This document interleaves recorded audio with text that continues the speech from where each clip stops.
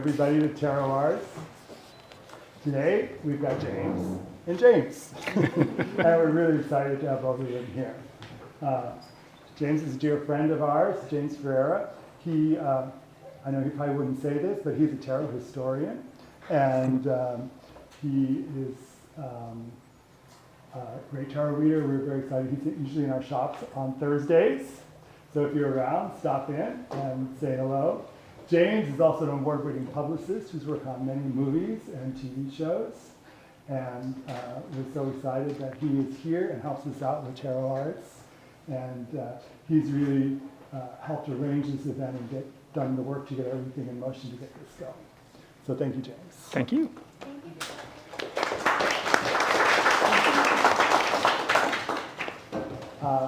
Here on our chalkboard up at the top, we have this saying from Arthur Edmund Wade, which says, "Pictures are doors which open to unexpected chambers." And we really believe that. And something magical happens when beautiful art and divination, tarot, oracle comes together. And nobody does it like James does. Thank you. He's done such wonderful artwork and brought it to the cards. And we're just really excited to hear his story today and learn a little bit more about all the tools that he's created.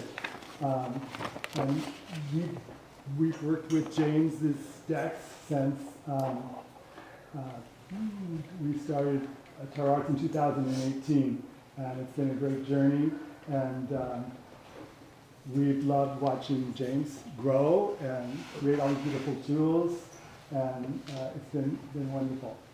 Thank you so much. Thanks, Philip. I appreciate that. And I know James does too. Welcome, James. James R. Eads. So, I wanted to ask you first off a little bit about your background, because I know that you were raised here in Los Angeles. But I'm curious to know what what it was like for you growing up with your art, how that art intersected with magic, when you came to that, and that kind of where. Yeah, I grew up in LA. My parents and family just walked in. Not to call you out. And I come from a family of artists, so they were very supportive of doing art as a kid. I was enrolled in a lot of different art classes. And I knew I always wanted to be an artist, but I didn't know what kind of artist. Visual, obviously, but tarot was kind of like a happy accident a little bit. Right after I graduated from college, I was kind of aimless. I didn't really know what I wanted to do. Music was really inspiring for me, so I knew I wanted to do like gig posters. And so I kind of reached out to a lot of different musicians, and one responded. He goes by the name Y. His name's Yoni Wolf, and I made this gig poster of a tarot card reading, which I think was on there a few slides ago. Is it running through? Okay. Yeah. It will come back up. And this was like a first look, I guess, at light visions before I knew that I was going to make it. And it was just like an illustration of maybe like 9 different tarot cards that were the kind of beginning of my tarot journey accidentally.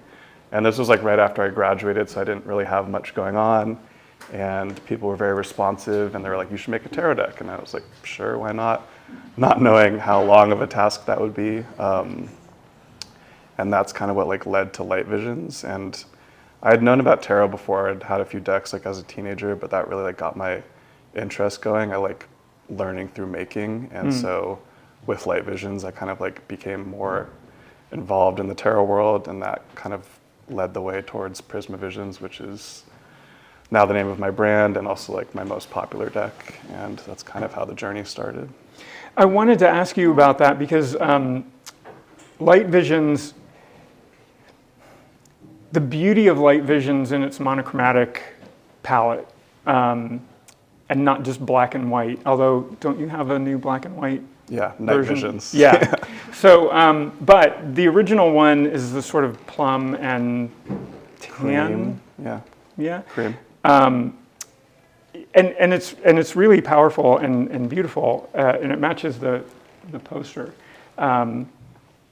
in the way that you designed it. But when you did it, if I remember correctly, in order to make the creation of the 78 cards less daunting, didn't you say that you painted each suit as a panorama? Yeah, which is honestly like, if somebody was to ask how to make a tarot deck or how to approach it, that would be the best advice I could give, is like, try not to look at it as like 78 cards, because that can be like really daunting. And I found that like, if I see it as like a single minor suit is one image, it feels a little less intense to me. And I think that's also like a helpful tool in like unifying a suit with its own theme. And so that was like a little trick I gave myself to help me finish, which I've now like employed in other decks because I think it's a really cool aspect. Yeah, I've noticed it in the green glyphs as well. Yeah. Yeah. And the one that I'm working on now, it's all 78 cards line up together. So it's like a large, giant image. Because in light visions, Cosma visions, and Prisma visions, it's the minor suits that line up, right? Yeah, but in green glyphs, I think it's the major arcana. Okay. Yeah. So when you did that, when you painted, and what medium do you work in when you were doing the early decks? These are all done digitally. Okay. I use like a big Wacom tablet and I draw in Photoshop. But the new deck, Cerulean sequence, was all done with colored pencil. Okay. And there are, James generously brought his actual notebooks that he worked on. We'll get to the Cerulean sequence in a bit, but they're in a case back there on the marble table. So when you did that, when you created light visions in that monochromatic palette and then decided to do Prisma visions in a full color palette, did you how did you do that? Is there anything different between the two decks besides just the color? I redrew it all. You did? I just used light visions as sort of like an under painting, I guess. But I kind of based it off of that and then redrew it in color. So it was like kind of a whole new project that took twice as long, but I think it definitely paid off. I mean, it's my main deck, I would say. And yeah, it's gorgeous. I love light visions, but I would say it's like not as popular. I think people enjoy lots of color, and I think that color is nice because you can kind of read into it more, like in a reading. Like if a lot of blue shows up or orange, you can kind of like interpret that in a way that like, I think with a duotone deck, it's a little bit more like, not flat, but like there's just less of like a depth to like pulling apart different aspects of the card when it's just one color. Well, it challenges people to spend maybe a little bit more time with the cards, with the readings, which I'm all about. So there was something, what was I going to ask you? Well, it'll come back to me. With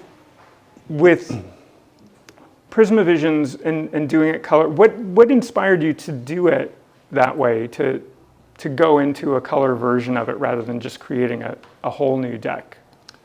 I think that color feels more true to like the art that I make. I think that a lot of the stuff I make is like a lot of bright colors and rainbow and has a whole color palette, and light visions was actually kind of like a departure from how I normally work. Light visions was really inspired by like woodblock printmaking. That was kind of my major in college, and so I focused on like the mark making of that and like the like dramatic duotones to kind of bring light visions to life. But personally, like I love working with color, and it felt like I could have brought more to it, which is why Prisma Visions I think was born.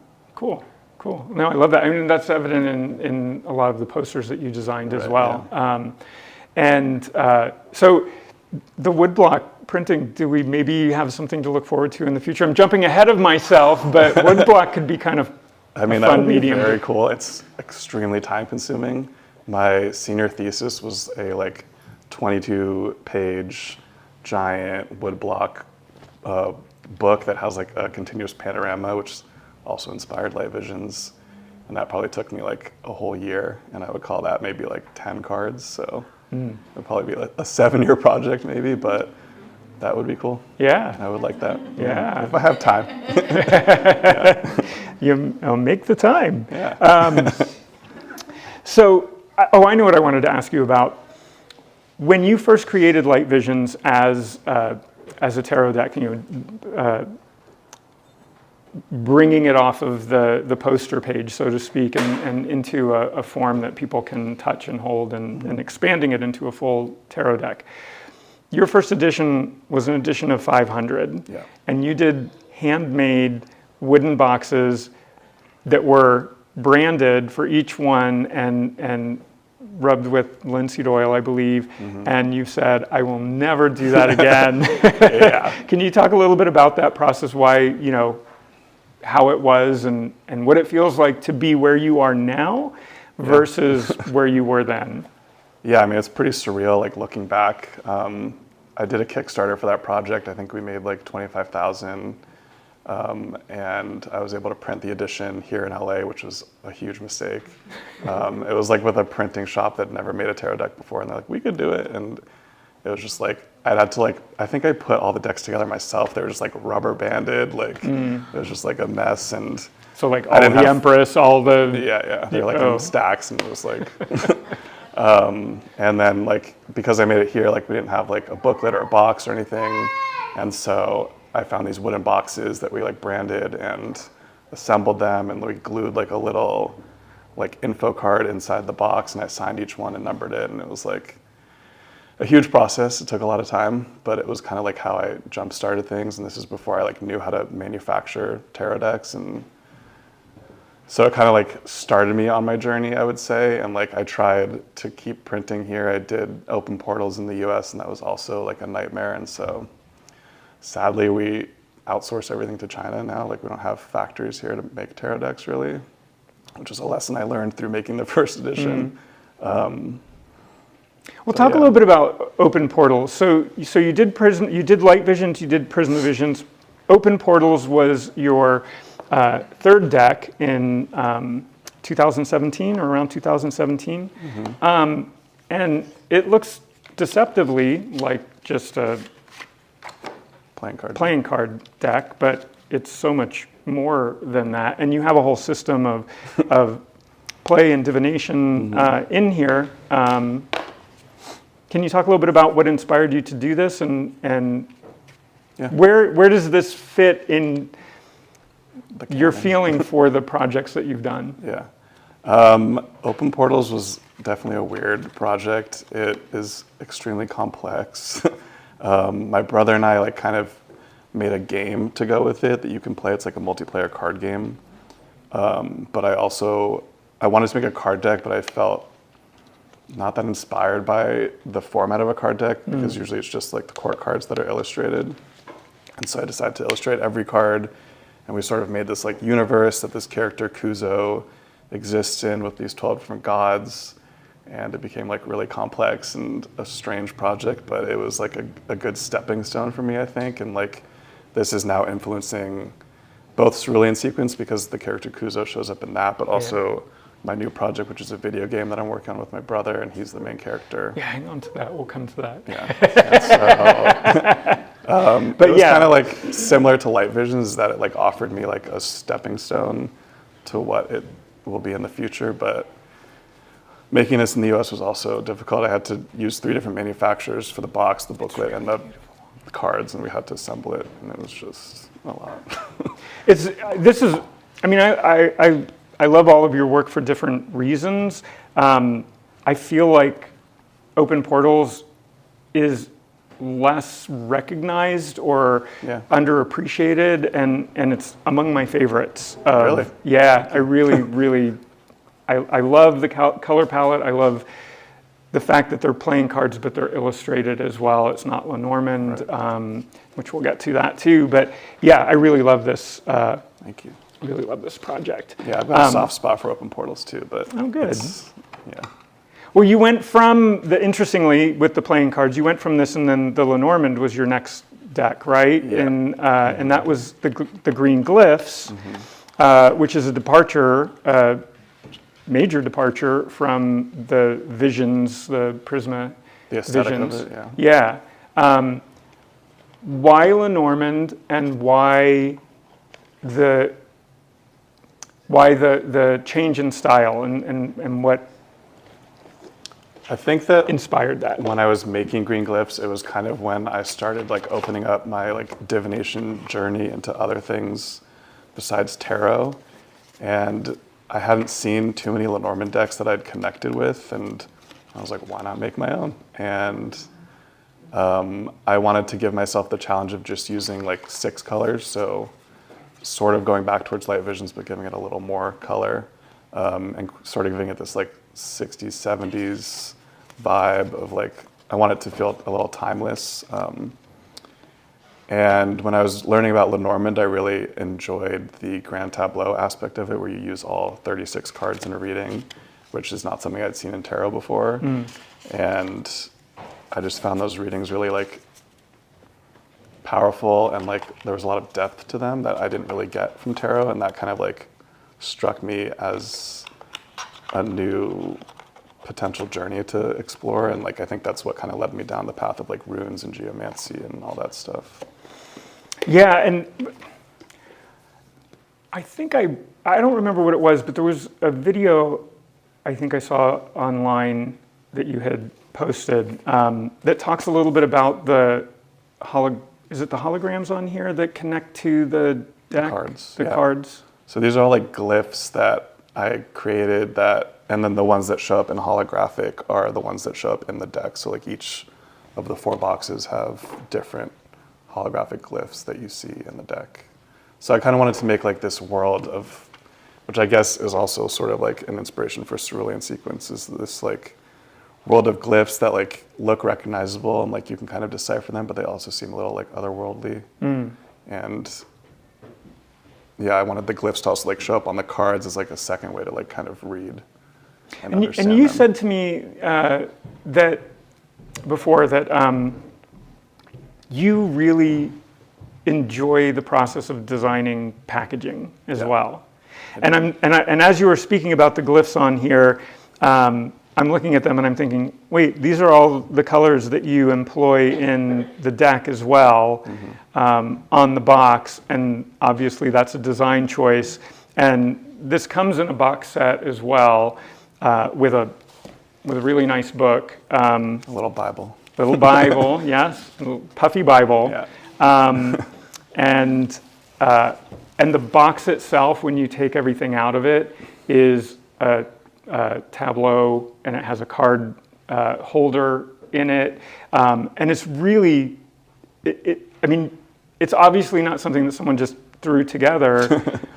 Can you talk a little bit about the packaging aspect of it? I mean, and the whole idea that you thought to do the glyphs that correspond to each card in the holographs or holograms on the packaging. So when I look at all of this, all of the packaging is really unique and interesting. Why? What does that do for you? Yeah.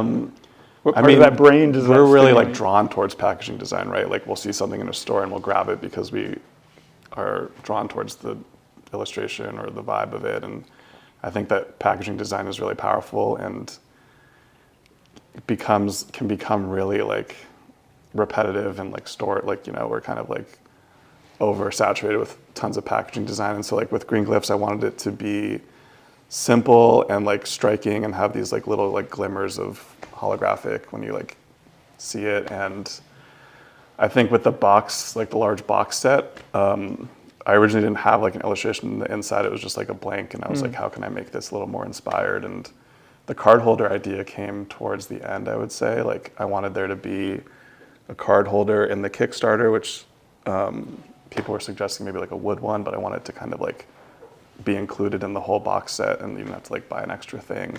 And so it kind of like slides right in the bottom of all the boxes, and there's also like a little way to like display 4 cards of the day if you want. And so I think there's a lot of opportunities to be really intentional with package design that like are missed sometimes. And like, so I try to spend a good portion of the time at the end of creating a deck just focusing on the packaging, which sometimes is like the hardest part, but also like really rewarding at the end. Yeah, that's really cool. And to that, being intentional about how you design or packaging is designed, not only does the card holder, it's not just one side. The bottom of it isn't blank. There's images on both sides as well. Yeah. So there's not a piece of the packaging involved with the box set on Green Glyphs that is neglected. Yeah, which I wanted to do with Cerulean too, like hid things underneath the box when you pull the card holder out. And I don't know, I didn't want, like with open portals, I think that was why, because like you open it and it's just kind of like plain on the inside, and like I didn't want that. And I kind of tried to like fight against it, but there was really no way around it. And so I think when we have the opportunity to like cover everything in illustrations and art, why not? Rather than having cardboard. Yeah, I'm all for it. I love that, and also, I mean, it looks nice on the shelf. So when we want to pull it down, it's like you're looking at your stuff. Which one do I want to work with today? This one.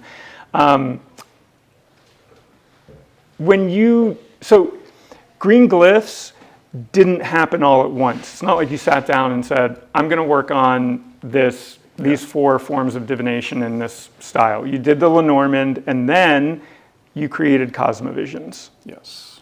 What happened there? Like talk to me a little bit about that. You mentioned something about past lives and exploring past lives. It was interesting, and that's a lot of sort of what we're looking at in Cosma Visions. I got really into the idea of past lives and reincarnation 2015 maybe. So before I made open portals, but after Prisma Visions. And there's a book I read called Many Lives, Many Masters, where he kind of like has these therapy sessions with the client, and they like go in depth of like all these different lives she lived, and like they find out that they knew each other. And I don't know, it felt like a very like aha moment to me of like, oh, maybe this is like something. And like I never really grew up with any like belief system, and it felt there's a lot of like reasoning for like, you know, why there are child prodigies and like why we feel connected to people like through the idea of past lives and reincarnation. And so I wanted to kind of explore that in a tarot deck or an oracle deck. And so I used Cosma Visions as sort of the blueprint, and like with the major arcana you sort of see the arc of the soul being reincarnated and going through the spirit plane and then being reborn again. And so then the minor arcana suits kind of follow life on earth. And it felt very appropriate for like tarot and divination. It felt almost like the major arcana is sort of the journey of the soul and like the hero's journey. And it felt, I don't know, it just like clicked very easily, and it felt right. And so I followed that. One of the things that I find really interesting about the Cosma Visions as an oracle is that it is keyed to the tarot. It is a 78 card deck with a major, with a suit of trumps and 4 minor arcana that line up with tarot. So like the embers correspond to wands, and the lotuses correspond to cups, and so that's an interesting take for an oracle to do it in that way. When I am reading with Cosma Visions, I mean, I will do it sometimes where I just use it as a substitute for tarot, even though I'm not reading it as tarot necessarily, but it works in that way. You can also kind of just shuffle both of the decks together if you want a 156 card deck. Oh, that's not the biggest. We'll get to that. But the departure from the tarot for me with Cosma Visions, the real departure is in the court cards. I mean, I know that there is a correspondence, but they really stand out as something different. Yeah. Can you talk a little bit about that? They're like things like the Peacemaker and can't remember some of them right now. Mender, the Mystic. Yeah. So those were there's 16 court cards, and I kind of was like, okay, there's also 16 personality types in Myers-Briggs, and there's 16 is just like a common reoccurring number, and I could have just done it and kept it as the suits, but I wanted to make it more complicated, and so I made the court cards as their own suit, because I think that the court cards kind of teach us the lessons that we learned throughout the suit, like through the ace to the 10, and then the court cards are kind of like those coming to fruition. And they feel a little more charged and powerful. And so in Cosma Visions, they kind of represent like 16 different like beings that you could reincarnate as, or like themes of the life that you live. And those then also inspired Geomantic Visions. So they kind of like paved the way towards that. That's a great segue, because I was going to ask you about Geomantic Visions next. And I know that it, whatever else holds a special place for you. It was something that opened portals for you, that opened something up for you, and in creating, this is the Geomantic Visions. It's a geomancy tool, and it's done in minted coins, and they're really nice quality and really, really quite beautiful. But the divination teaching is here. This is the power, really, of it. This is the beauty of it, and this is the power of it. But talk to me a little bit about how you discovered geomancy and how you decided that you were going to represent it somehow in a tangible format. A friend randomly showed me geomancy one day, and he was like doing all the scrawling on like paper, and I was like, this looks crazy. Actually, I want to know more. For some people who don't know maybe what geomancy is, can you explain it? Yeah. So geomancy has really old roots. I think they're Arabic roots. It's like 800 BC or AD, and AD. And they used to use geomancy instead of like psychologists, or they would kind of like go to the geomancer and be like, should I buy this cattle or whatever, you know? And so they'd kind of like scrawl either on paper or on the earth. You kind of make marks and you just like feel it out, and then you do another line of marks. And so you're doing like 16 lines of marks that you're then reducing to either ones or twos. So like if a line has just one mark left, it's a 1. If it has 2 marks, it's a 2. And so then you're using those 1s and 2s to create these figures of dots, which is what geomancy is. It's like different combinations of 8 dots in different orders, basically. It's really confusing to explain without showing you, but yeah. It's cool. It's like you don't need anything. You don't need cards. You don't need coins. You can just do it with a pen and paper, and you make this shield that looks like a shield, and you fit all the figures in the shield, and you kind of reduce it to this judge that will kind of tell you the answer to the situation. So geomancy is often used to kind of give you a yes or no answer, which you don't really get with other divination, which is cool. And so I find myself doing geomancy a lot. I think it's a good form of meditation, but also like it's interesting to kind of like trace different motives and the way things unfold through geomancy. And I think it pairs really well with tarot too. Yeah, I had heard of it, but I wasn't familiar with the practice or didn't know anything about it until I got the Geomantic Visions and was reading your book. And I found it to be really powerful and also interesting because it's supposed to give you a yes/no answer, but then there's also if it's not clear, then you can kind of backtrack and you talk to the other things. For those of you who may not be familiar with what the patterns of the dots are, and there's 16 of them, they're not dominoes, but that's the closest thing that I can sort of connect it to. You have specific patterns, and so it is a really interesting and can be a very powerful tool. I know as a reader, a lot of times I get people who come to me and the questions that they have are phrased in such a way that it's an answer of yes or no, and I try to get them to reformat that because tarot is not necessarily, you can do it, but it's not the strength or the power of tarot to answer yes/no questions.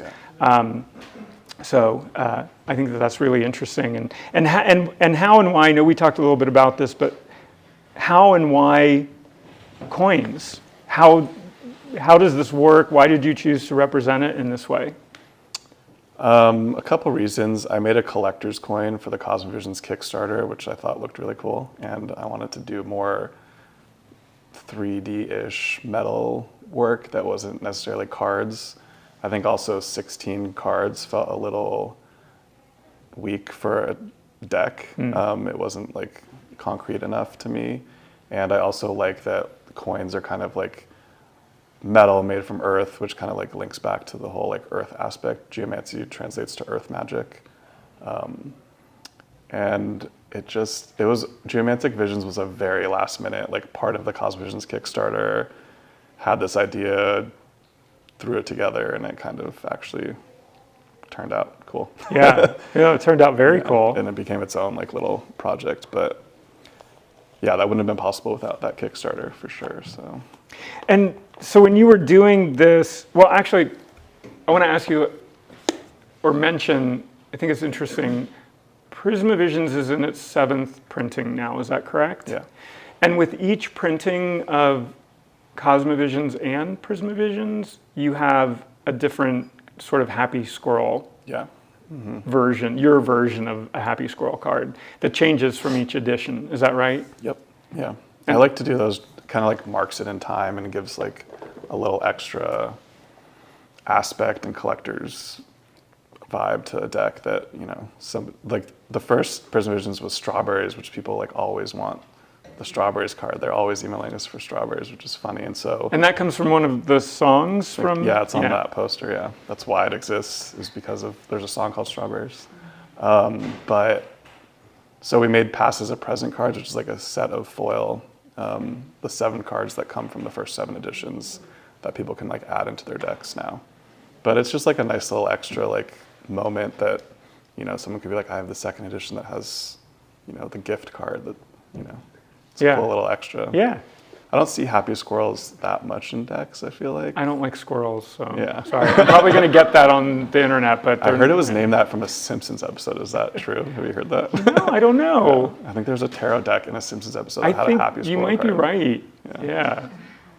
I'm going to have to go down that But squirrel yeah, hole. I'm actually making a 10th edition anniversary for Prisma Visions called the Illuminated Edition that will have like foil on each card and will also include all 7 of the previous edition cards. You're really always trying to figure out how to, one, complicate it a little more, Yeah, why not? and to just sort of distinguish Keep it alive. Yeah. I love the fact that, you know, there are a lot of deck creators who, for a variety of reasons, right? Some people, it's just fatiguing. They don't understand what all it takes. And by the time they get to the end of producing a deck, they're like, I'm done.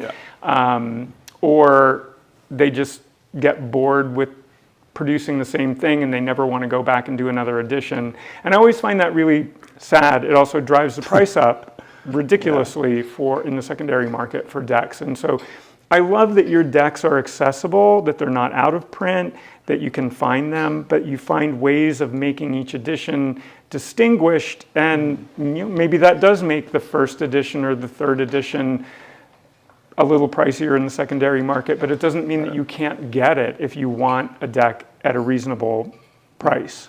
And I want to say I really appreciate that about that. I'm interested in the 10th edition, obviously. I think I have everything that you've published.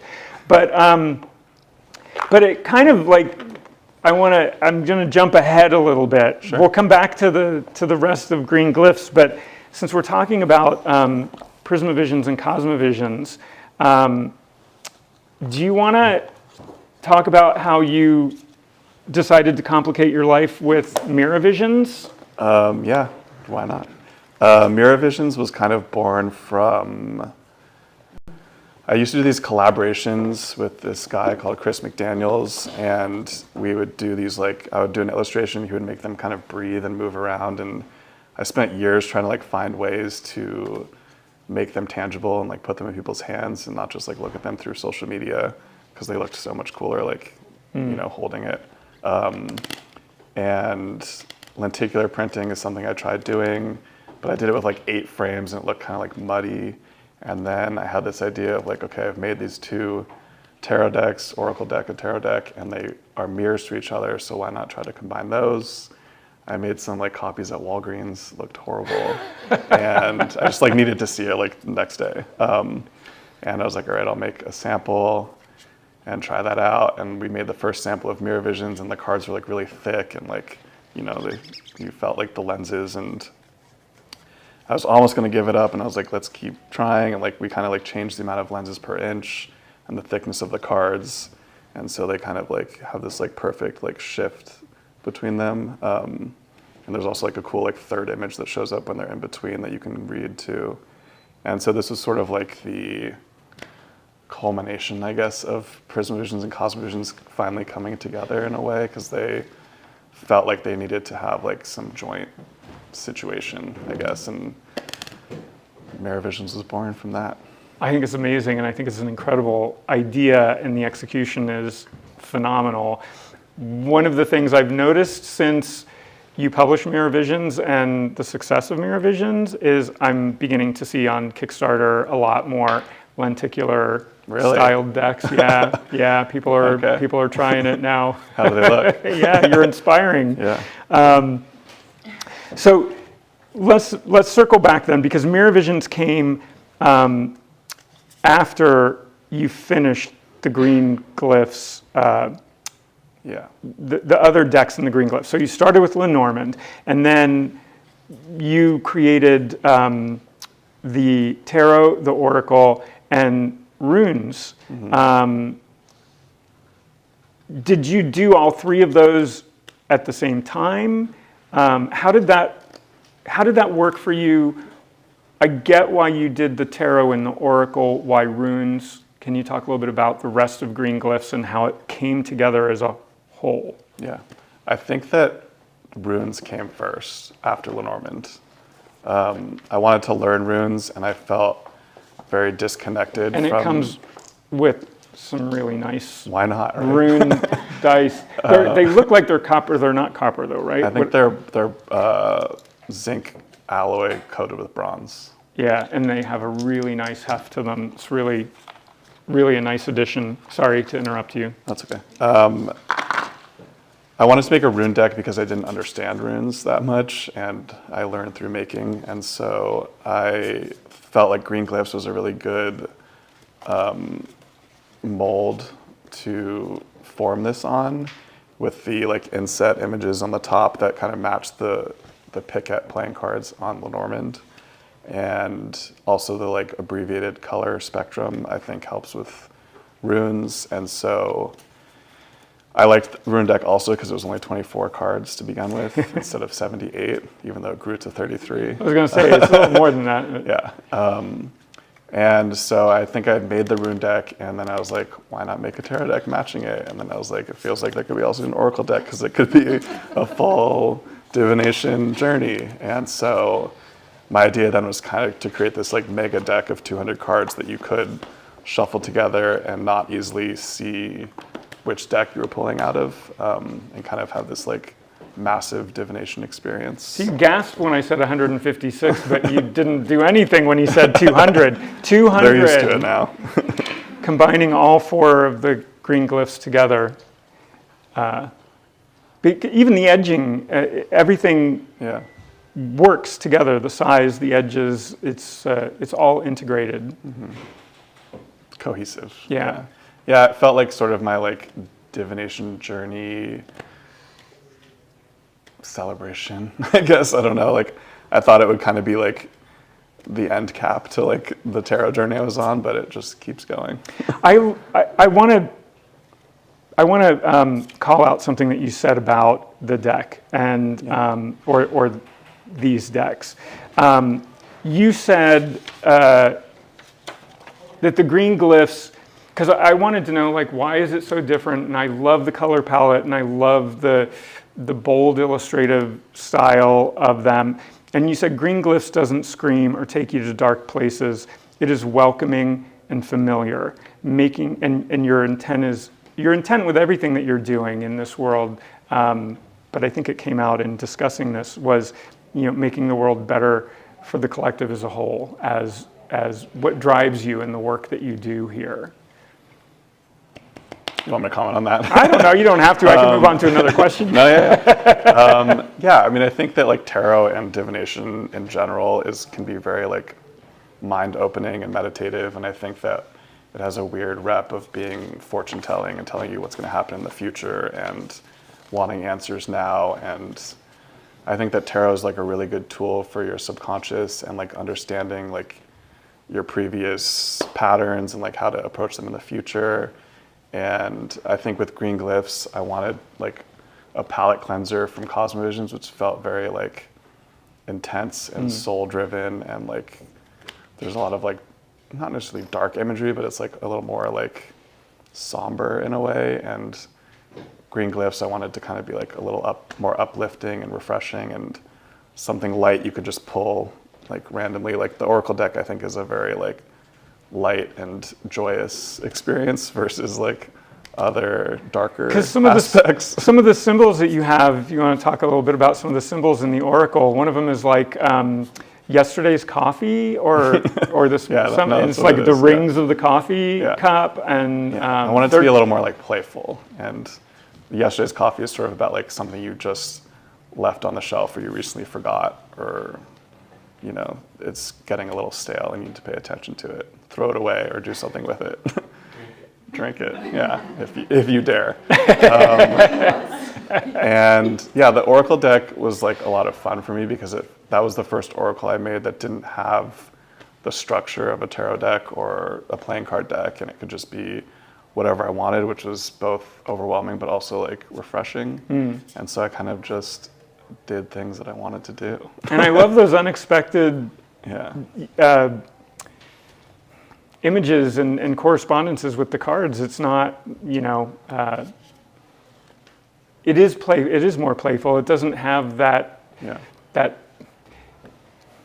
I don't know how to phrase this right, where it's not going to sound wrong, but the mysticism of it is a lot less in your face. It's in there, but it's gotten at from the everyday rather than from the above the day, beyond the day. I don't know. So that leads us now into your latest deck, which is the Cerulean sequence, which I actually don't have a copy of up here. I don't know if there's Philip's back there, if you could grab one. But the Cerulean sequence, so in order to complicate your divinatory life further and your professional life further, you chose to, you chose to reach into a whole other system of divination through numerology. But if I understand correctly, it wasn't your intent to do that from the beginning. You just started sketching in your books and wanted to do something for yourself to return back to the joy that you have in art. I used to keep sketchbooks a lot growing up, and then I stopped for a while, and I started working digitally, making all of this art and gig posters and that kind of stuff. And I think it was like coinciding with like the rise of AI art and AI tarot decks, and just feeling like annoyed generally, and just like it felt really void of soul to like make a deck from AI. And so I wanted to make something that I knew couldn't be stolen or replicated through AI quite as easily. And so I started just drawing more and like trying to figure out what I wanted to make, if it was going to be a deck or something else. And simultaneously I was paying more attention to numbers and getting into numerology and the power of numbers. And what I really liked about making a numerology deck in blue is that I think that we all have a lot of association with color and numbers, and blue kind of like wiped that away, and it could just be blue. And so we weren't like connecting like number 1 with red, or 4 with green, and it would let kind of the reader choose that own path for themselves. And I don't know, it felt nice to take a break from doing digital art and just drawing again. And so slowly like Cerulean sequence sort of formed into what it is now. And I had a conversation with James earlier, and so I brought this to his attention. He said that he hadn't keyed into it before, but when you read the book that comes with it,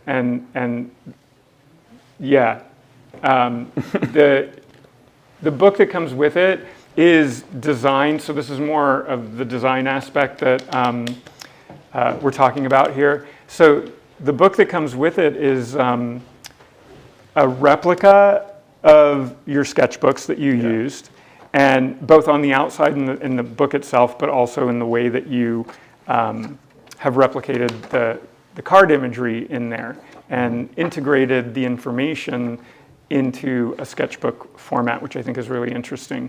But if you read the book, he says in there, it took him 6 months to sketch the images for the deck.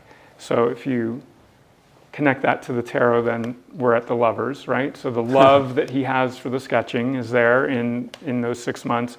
And then it took you 5 months to collate and collage them, because you didn't take just the image, you didn't draw them to be cards necessarily. So No. you took elements from different pages and different journals, I'm supposing, to create the cards that are in the deck. 5 months, that's the Hierophant, right? So that is our structure and our blueprint and our architecture of putting the deck together. If you add the 5 and the 6 together, we have 11, and that is judgment or justice. Yes, I always do that. The J's get me. That's justice. So that's Balance, like the balance, but also like the pain that it takes to birth that through the love and the structure, and getting to that point where you have something that you can present, and it feels good and it feels right and it's fair. And then the 11 reduces to 2, which is the High Priestess, which gives us our divinatory access and mystery in the deck. And so The power of numbers. yeah, They're everywhere. thank you for that. But you also said that the imagery in here is really crazy in a good way. I have never seen imagery like this in a deck. You're not trying to recreate any sort of a tradition or system in presenting the numerology. Mm-hmm. It's something unique and fascinating. In addition to the sketches being of that unique nature, you created an alphabet that you do not decode or decipher for I don't want to do the all the reader. work. No. But it's really interesting. I mean, again, complicating things in the best possible divinatory way. Can you talk a little bit about that? And you also mentioned to me that there's something else involved and embedded in there with where we are scientifically in the world, and also with what you're working on with your brother, you mentioned a little earlier. So the alphabet was kind of born from not wanting to have English words on the cards. I wanted them to kind of stand alone as an image, but I also wanted there to be like another layer of depth there. And this alphabet is something that I was kind of just like drawing on pages randomly throughout the books, and like I kind of put it together and was like, I could make this even more complicated and like add like a decoding aspect to it and make it a little cryptic. And I didn't really want the entire story of the cards to be available on the first sight or first reading, and I kind of wanted to play with the idea of like getting to know a deck and like having all these like different layers of readings as you spend more time with something. And so the alphabet is supposed to be this extra layer of understanding once you decode it. But the deck was kind of inspired by climate change and the end of times, I suppose. And so it sort of serves as this blueprint for like another planet or another universe that someone could use this to create life, basically. Sort of inspired by this book, the Codex Seraphinaeus, which is similar, I guess, to the Voynich manuscript in a way. And this is by Luigi Serafini.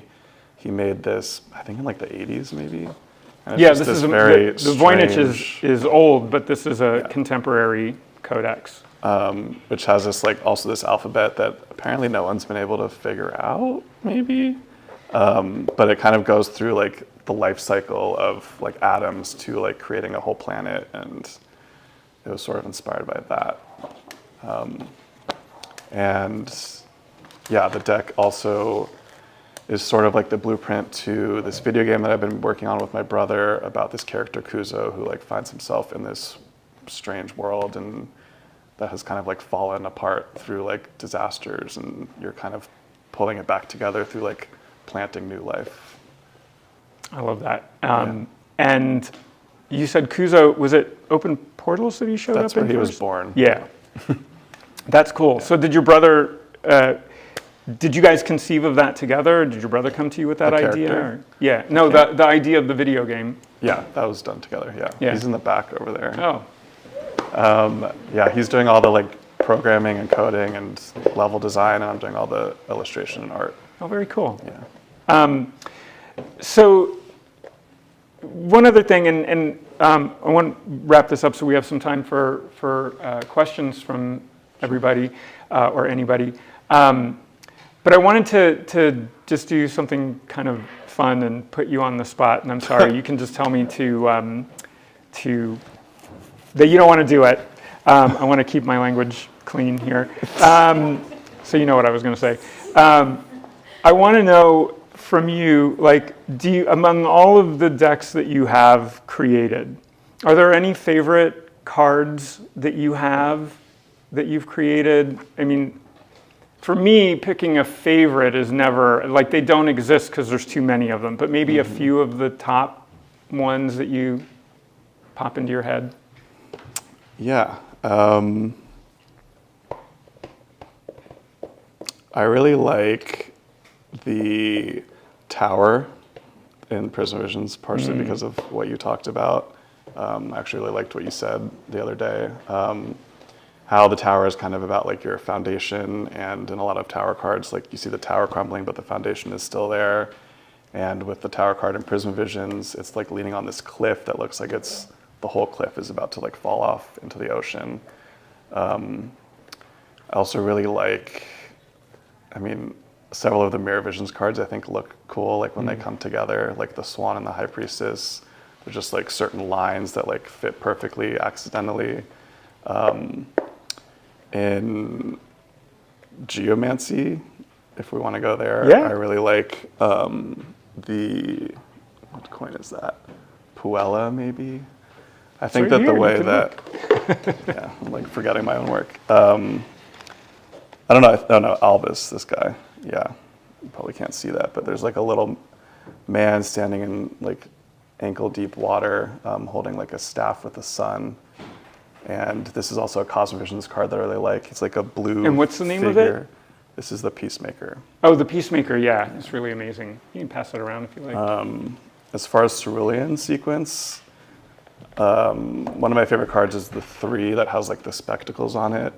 It stands for like magic and creativity, and it just, something about the way that card placed together. I think that actually might have been a full page in a book that I didn't collage and just like fit perfectly as a card. Which and also just to explain a little bit too, there's more than one card for each number in the deck.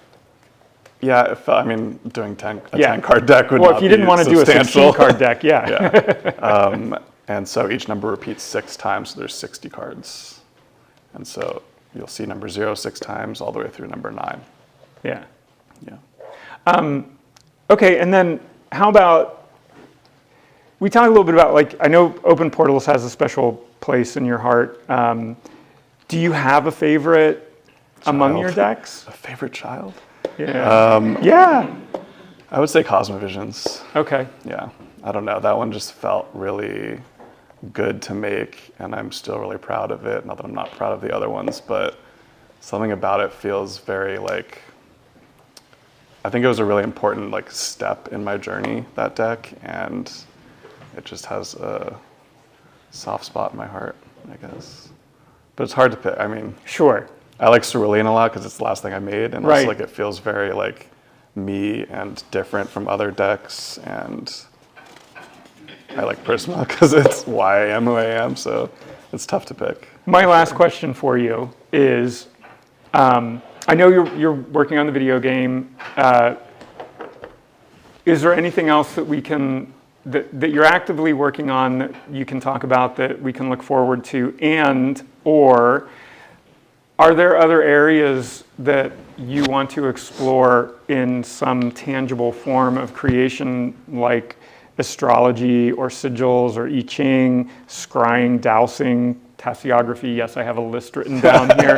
Palmistry, bibliomancy, or claromancy, which is like the throwing of casting lots, bone throwing, dice divination, that sort of thing. Yeah, I made those little hermit bags last year that was kind of like claromancy, which is like a little satchel of trinkets. Bibliomancy is something that would be really cool.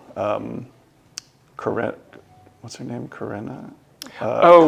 Kokorina? Yeah, Kokorina. Yeah. She has a cool bibliomancy book where it's like thick. It's like 400 pages. And I have it. Every page is, of course. I think I do too. Every page is like yes or no, and that's kind of cool, but that looks like a really daunting project. But the deck that I'm working on now is also going to be complicated. It's like an Oracle Tarot Numerology deck called the Oracle of Many Paths. And it's going to be like a huge image that you can piece together all 78 cards. They like link up into like one giant image that forms like a map, which is inspired by The Garden of Forking Paths, which is like a short story by Borges. And it's the idea of like many worlds theory, that like there's a decision. For every decision we make, there's another reality that exists where we made that decision and life is going on. And so it's sort of about like following the pathways of your own life and the way that things manifest and choices and decisions. Wow. That'll be hopefully later this year if I finish it. Yeah. We'll see.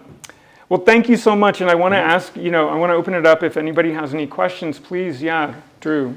I've been thinking about this the whole time you've been talking. Okay. And because your cards are so much of just a world within themselves, have you ever thought about doing a tabletop game?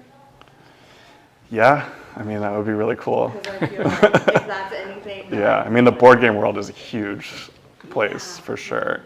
But yeah, I mean, I'd love to expand. With the runes and Yeah, all for the sure. decks, I mean, it would seem like it almost fits Yeah. right in there. I really wanted to make like a tarot video game because I haven't seen that many yet, but that's still brewing in my mind. I don't know how to approach that.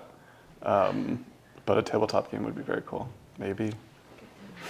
Yes. When you were exploring numerology, what system really called to you more, inspired your creation? I know we have the Gematria, we have Chaldean, and we have Pythagorean. But which one would you say was your biggest inspiration? I would say Pythagorean probably. I read several books by Dusty Bunker, and I think that he talks about Pythagorean more in that. I mean, I did a lot of research on like angel numbers too, and how complex that gets. I mean, they go on forever, and and it felt like I was getting too complex. So I was like, I need to like whittle this down to the first 9 numbers because you can really just keep going with numerology. And I really liked the brevity of 9 or 10 with 0. And I think that those 10 numbers also have like a lot of like really insightful depth to them. And like, we have a lot of intuitive understanding of numbers already, I think, like ingrained in us. And so I wanted to kind of like focus on that with Cerulean sequence. I want to point out that I thought it was really cool that you included 0, which is something that's not really touched on in numerology. Yeah, people don't like to call it a number. They don't. They just like 0 is a forgotten child. So thank you for including 0. You're welcome. Yes. What platform is your game going to be on? Ideally, all of them. It's going to be Steam first, and then hopefully Switch and all that stuff. It'll be like a platformer. And maybe if you can remember, because nobody in the audience is mic'd, to repeat the question and your answer. Sorry. If you can. Yeah. No, that's okay. So he was just asking what platforms the video will be game on. might be on. Do you have any tattoos? I don't have any tattoos. No. I don't think I could decide on something and have it forever. Yeah, I'm one of the few. Thank you. Yeah. It's clear, well, it seems you come from like an art design background, same as me, so I can understand the love for packaging and design and all of that, but as you're talking about it, it's clear, I mean, obviously you publish all of your own stuff, so it's kind of a two-parter question. You seem to love parts of the publishing process, but not other parts, because anytime they talk about the handmade stuff, which like I personally love, you're like, ugh, no. So I was wondering, oh wait, it just went out of my head. Yeah. You got it. You got it. Just what is your kind of relationship to self-publishing in terms of love versus necessity, and have you ever considered working with somebody else, on that level? And on the other side, have you ever considered opening up more as a publisher for other creators? Yeah. That's a very interesting question. So basically it's, what is your relationship with being self-publishing and the good parts of that and the bad parts of that, and opening potentially that platform up for other creators to work in as well? I mean, the obvious good part about self-publishing is that you have complete control. You get to have creative freedom and do what you want, and make as many as you want and make it when you want it. But you also have to pay for it, and you have to provide the money up front, which is why I do Kickstarters partially, because it, one, gives me the funding to make the project, but also like gets the community involved from the start and like gets people excited about the deck. And I think that has helped a lot with getting the word out there. As far as like expanding to publishing other people, I wanted to at one point try to make tarot cards here, but I did a lot of research, and I think the machine that you need is like $150,000 just for the machine without labor. And I wish we had the facilities here to make tarot cards, because there are a lot more tarot artists every day, I think. And like, there's kind of been this renaissance of tarots in the last 10 or 15 years. And a lot of people don't know where to start with publishing. And so it would be really cool. I think that sounds like a whole another job. But I'm lucky enough to have like a warehouse where we store everything, and a team that like ships and does all the customer service that allows me to kind of make more stuff. But it's definitely like not an easy thing to like start doing. It requires a lot of overhead and pieces coming together, and maybe down the line it would be cool to turn into a publisher. I did have someone approach me last year about publishing, and it never really came through with anything. But I think down the line, like, I'm not going to want to have a warehouse with all the inventory, and I'm probably going to want to find a publisher in the future maybe, but it kind of depends on what it is. My bonus question is, if you're open to sharing, I'm dying to know what your Mercury placement is. I don't know off the top of my head. Is that embarrassing? I'll have to check CoStar. You have a guess? What is it? You want me to check? I can check right now. Here. I'm wondering, maybe Pisces or Aquarius? Let's see. Oh, you're checking it right now? Yeah, immediate gratification, right? You should just have such an interesting relationship to language, you know. And the question was, I where asked is Mercury placement? Mercury placement? Taurus. Taurus. Oh, yeah, making language. Yeah. And seeing. Yeah. You had a question, and then back there. James, as a divinatory polymath, I'm curious. Yeah. Those words. Why you haven't circled back to music, or have you? What do you mean? In what capacity? As like a divination tool? Yeah, I mean, because that's very where you started. You seem to have gone every direction from numbers and imagery. I'm seeing a small void. A gap. I'm seeing a void in the journey, so. I think because... So the question is... Oh, sorry. No, that's okay. The question is why James hasn't sort of circled back to the roots in music that he's had with the illustrative gig poster work and whatnot, why there hasn't been a return to that since it was such a foundational starting point. I think for me, because music is very sacred, and I feel like if I start working in that realm, it will become research instead of like something I enjoy. Similar to like how the video game is developing, I'm now looking at video games as research versus enjoying them. And I'm also not a musician, and I don't know that much about music, I just love it. And I don't know, I feel like I need to leave some things untapped so that they're still like giving me inspiration, and I'm not viewing it differently. And so my question goes back to self-publishing. I'm working on a deck and trying to figure out how I was going to take the next steps. Do you think our relationship politically with China is going to affect us? you went there. Yeah. Yeah. Yeah, I mean... The question comes from somebody who is a deck creator who hasn't published before, is looking to self-publish, and is concerned about how the current political climate may affect printing relationships with factories in China. Yeah, I mean, it's going to affect it for sure, but like we don't have a solution. Like there's nowhere else we really print, like maybe Canada, but that's also going to be expensive now. And sadly, even with the tariffs, it's probably still going to be cheaper in China than anywhere else. I don't know. It's hard to say. I mean, it became more expensive in 2016 too, for sure, when he was president last time. And I don't know. I mean, I think that they hope that we would have the facilities here to make tarot cards, but we just don't. I mean, we don't have those factories. And maybe one day I'll get a Heidelberg machine and we'll print them here, but I don't think I have that much of a choice at the moment.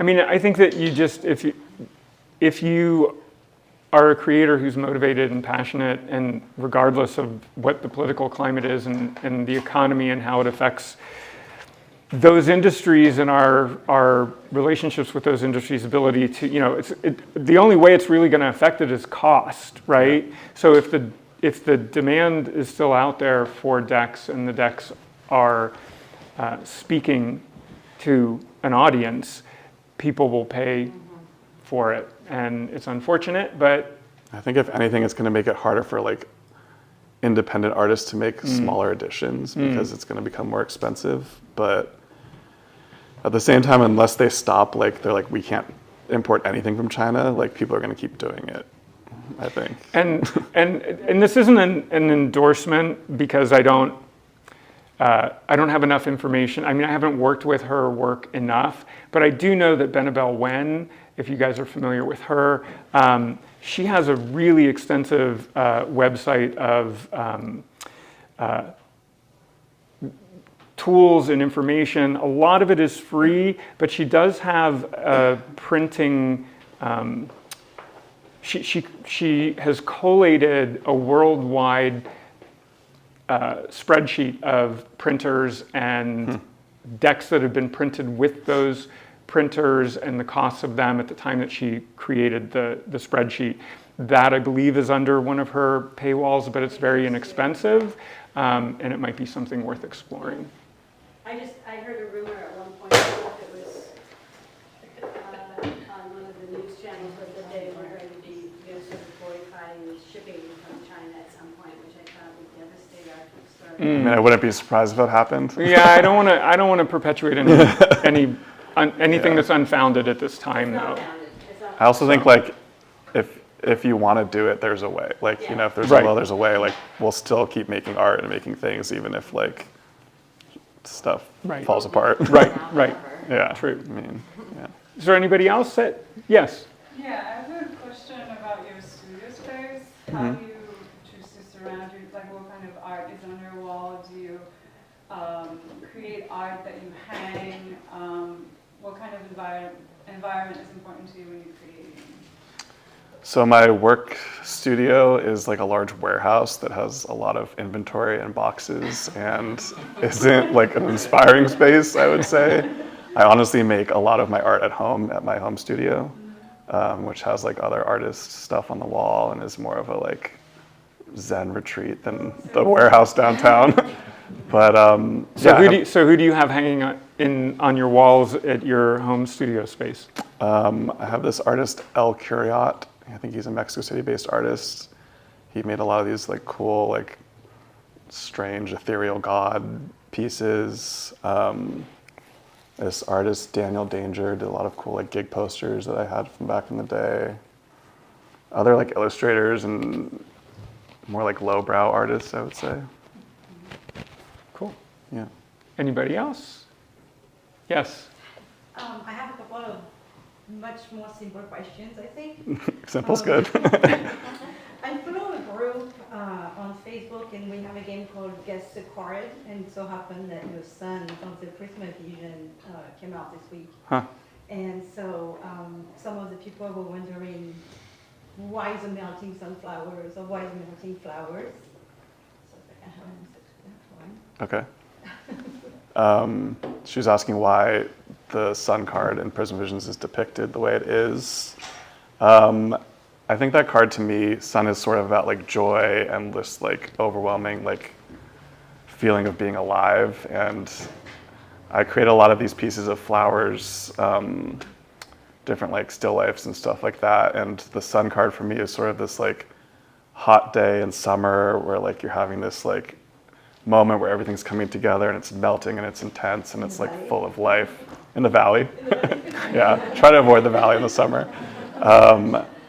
Yeah, it just felt like this, like, it's more like the overwhelming aspect of joy rather than like the sun hitting your skin. It is a really unique depiction, interpretation of the sun. I mean, the sun card is usually one of my favorites in a lot of the decks, the star, the moon, the sun, the trifecta of those three cards.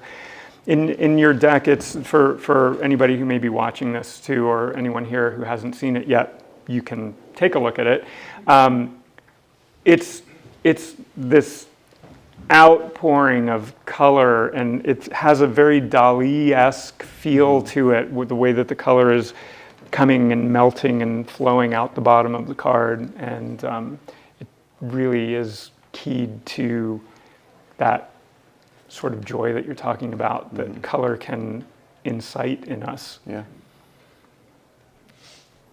Did you have a second question? Yes, I was wondering about on the same deck, what's with the masked characters on your Suite of Swords? It's just like, what's with those, especially the mask is just like from the plague time. Yeah, they're supposed to be bird masks, but they do look like plague doctor masks, definitely. The masks, I think, help with sort of creating a card that is more applicable to more people. I think that we tend to see ourselves or other people in humanoid figures, and so putting a mask on someone's face makes them more anonymous, which can kind of put you in the situation a little more, if that makes sense. I also don't love drawing faces, and I want to kind of, I mean, I don't dislike it, but I think that when we see like a face or a portrait, it's a very specific person, which can make it hard to relate to, and I want my decks to be accessible to lots of people. Maybe one or two more questions, if there are. Yes? Would you ever make a cat-themed deck? Because there's not enough cat-themed decks out there. No, there never could be. Or an ocean themed, is that what you said? Ocean's interesting. Oceans, Yeah. That would be cool. I don't have any plans to make a cat-themed deck. I do think there are a lot out there, and I do love cats, but... well, not in your style of art, though. No, that's true. Not my style of art. I did have a series called The Mystic Cat, which was like this cat that would show up in different situations. That was probably back in like 2016, which could make a cool deck eventually, but no plans yet. I do like the ocean idea, though. Yeah, the ocean idea is nice. Yeah. Anybody else? Last question? Oh, all the hands go up at the last question. Okay, let's see if we can entertain a couple of them. Let's go to the back, because we haven't heard from people in the back. I was wondering if you are going to continue to use Kickstarter as your general sort of release format, and if you had anything you would change. Because I've done a lot of Kickstarters, and I have my own qualms with it. But I was wondering if you could like change anything about the process or do something differently. What would you approach? So the question is, if James will continue to use Kickstarter as a platform to launch his newer decks, and if there's anything about Kickstarter that he feels could be improved in working to launch that work. I think I will, because I really like the community aspect and getting people involved, and like the project has always expanded because of Kickstarter and like suggestions people bring forward, and I think that's just like a really cool aspect of making a project that we don't get to use a lot. But there are a lot of issues with Kickstarter. They're very bare bones with what they give you as far as like the back end using it as a platform, because I think that they've been successful enough that they don't need to expand it. And so you kind of have to like piece together these other websites after you've finished the Kickstarter to do your fulfillment. Like doing the fulfillment through Kickstarter is like a headache. It's not set up to do that. So we'll use like BackerKit or something else for fulfillment. And so that sort of like piecing together of things is a little irritating. But I mean, Kickstarter is Kickstarter, and like people know it, and it has a reputation. And so I think especially even in the tarot community, there's like a lot of Kickstarters. And so it just seems like a really good tool for tarot creators to continue to use. And maybe hear that Kickstarter, because it's really annoying as Yeah. somebody who, not a We've told creator, them. but as somebody who purchases or backs projects, and then I'm getting pledge manager or backer kit, and I'm like, what the it's heck is confusing this? for And it's sure. annoying, and it would be nice to have everything just self-contained, but whatever. You had a question too. So with the Cerulean sequence, I mean, we track through each of your works the increasing complexity, this desire to add more for the diviner, for the reader. By the time you hit the Cerulean sequence with your own glyphic alphabet, are you running up to a point where the entry for the reader is too high? Where someone can pick it up and go, this is beautiful, but I can't get into this. Cerulean sequence, when you get the whole lunchbox, there's so much to it that I went through layer by layer, taking things out and setting them up.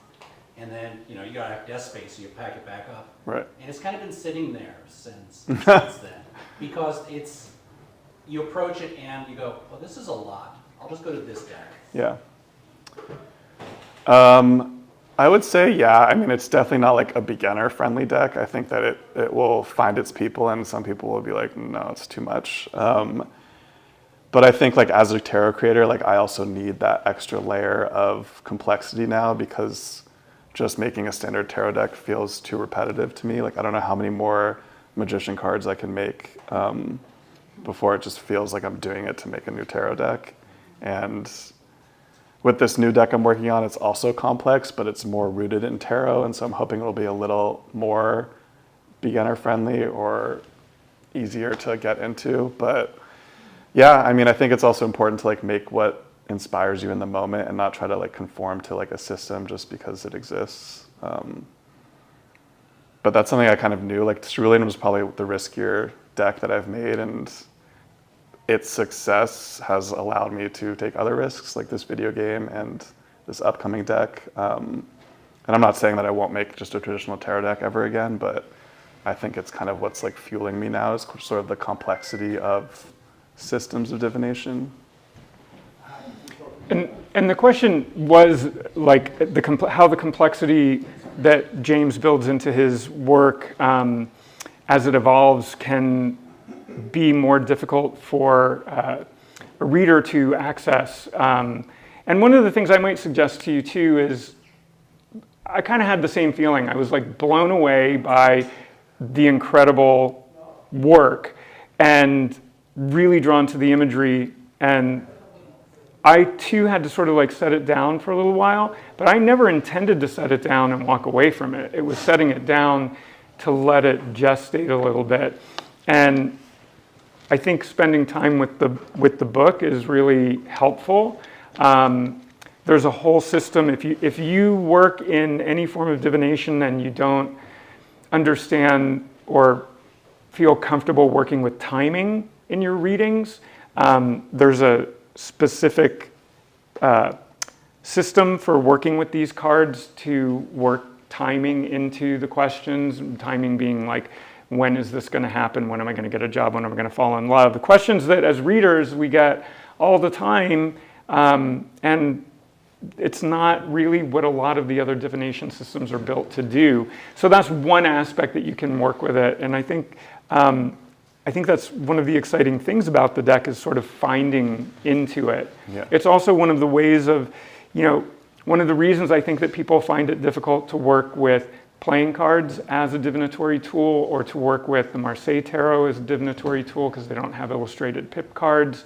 But there's those things, and this deck in that very similar way demands you to spend more time with it and to not really take the easy way. As much as I love Pamela Coleman Smith's work, she's handing you, through that illustration, she's handing you the story, and it makes it very easy to do that. When you're working in more oblique formats with art that doesn't give you that story, you have to scry into that work. You have to spend time meditating, and we live in a culture that is very fast moving and impatient, and it's hard to do that.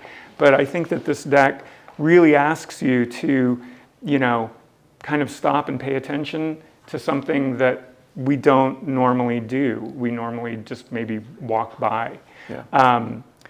I know that there are probably some more questions, but I want to be respectful of time. We want to have James be able to sign anything that you have that you want to bring to him to sign, and maybe you can chat with him if you have some more questions there. And I just wanted to say thank you so much, James, for coming here to TarotArts. Thank you.